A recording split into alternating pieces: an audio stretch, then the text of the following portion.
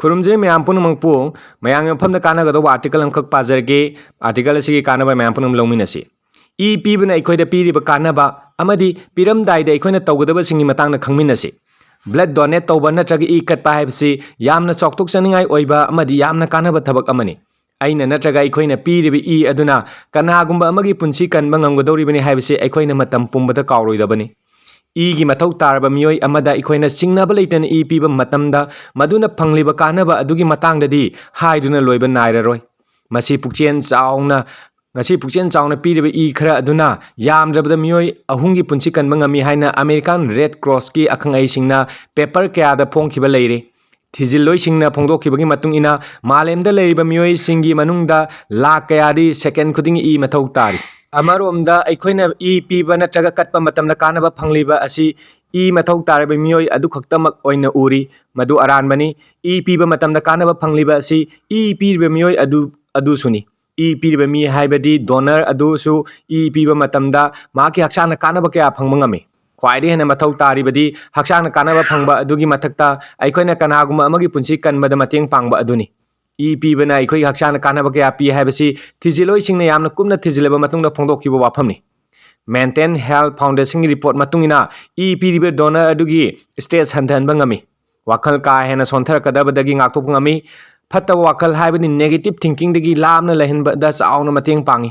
इसागी इथौदांग मसक खंगनबदा चावना मतेंग पांगमगा लोइनेना इसाने इसाबु अतोपदगी लापथोकना लैनिंगबगी वाखलोंदगीसु नाथैहनबा ngami मसीदा नतने ई पीबगी कानबा कया अमसु लैरी अखोइने ई पीबा हाइबसी पिनिंगले हाइदुनसु हेक्ता पीबा याबा नते अखोइ हक्सांगदा हाना चेकअप तौबा मथौ ताइ हक्सांगी मरमदा खंग हेरबा मियोइसिंगना अखोइने ई पीदिंगेगी मांगोइनना हाना स्क्रीनिंग तौगनी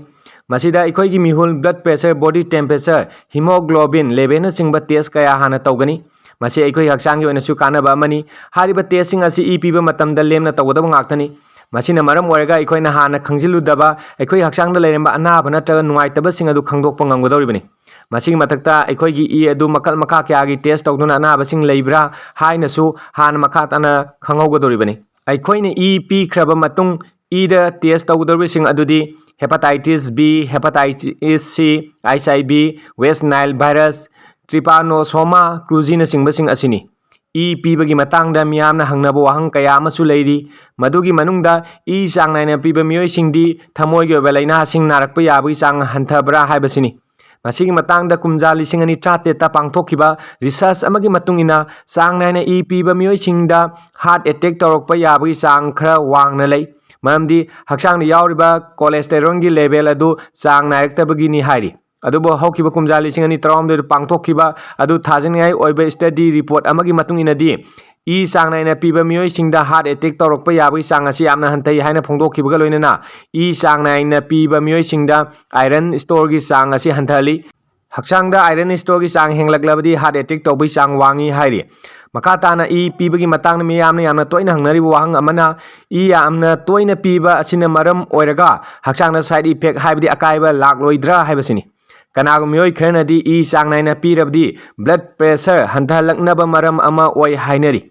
अदुबो मदुगी मतान ngasi फावबा साइंटिफिक ओइबा खुदम पुथोकपा लेट्री मसा मऊ फबा मिसिंगना ई पीबा मतमदा हक्सांगदा सोंनिंगाई मरम अमत्ता लेटे ई पीबा मतमदा अखोइदा लैना संदोरकपा नत्रगा लौनरकदबसु लेटे मरमदे अखोइगे हक्सांगदगी ई चिंगथोंगनबा थिलिबा येतुम खुदिंगमक हाना अमुक्ता सिनद्रिबा अहनबा ngaktani करीगुंबा मतमदा ई पीरिंगै मतमदा कोक ngawba नत्रगा ओनिंगबा फावरकपगी थौदो असि हेक थोकली अदुबो मसीदा अखोइना का हेन्ना नुंसा थिनिंगाई ओइदि करीगुंबा सिम्पटम असि ngaihakini ओनिंगबा नत्र कोक ngawba फावरकपा मतमदा ngaihak खोंग सांगना तिंगथोकलगा पोथादुना लैबा मतमदा मिनिट खरगी मनुंगदा हारिबा अदु फखिगनी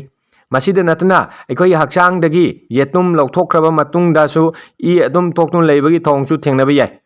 अदुमना तौरक्लबदी अखोइगे अपाम्बोम अदु मथक्लोमदा ngaihak वांगना थांगतोन थंगदबनी ngaihak लैगे ई अदु मरोमदों खक्खिगनी अदुबो हारिबा थबकसिंग असि चथरबा फावबदा कोंगावबो ओनिंगबा फावबा नत्रगा ई थोकपा लेपतबदी खुदक्ता ब्लड डोनेशन सेंटर दा कांटेक्ट तौदुना मदुगी मतंगदा खंगदोंगनबो होनगदबनी लोइसिलक्पदा ई पीबगी मतंगदा हाइबा तारगदी कनागुमा अमने ई पीबा नत्रगा कटपा मतमदा अमांगबा अमत्ता लेते ई पीरिबा मी अमदी ई लौरिबा मी अनिमक्की माइकैदा कानबा ngaktani अइना ngasi aina piriba i khara aduna mi amagi marayabag lepkadoriba oirabadi i pibada chingnaba leiroidabani i piba haibasi matam yamna changba thabaksu natte malemda ikoi mioibana tauba yaba afaba thabaksing manungda i chang naina piba asisu amani maram aduna ikoina i chang naina pibigi hainabi thamsi i chang naina piduna i mathau tariba mioisingi punsi kanduna wakhal nungaina chautong hingba ngamnabu honarasi article asiga loina ngasigi matang se losinjarage myam puna mana asiguma makhalgi kanaraba article kya phangbinabugidamukta channel su subscribe toksinbiyo haina su nolung singjari thank you all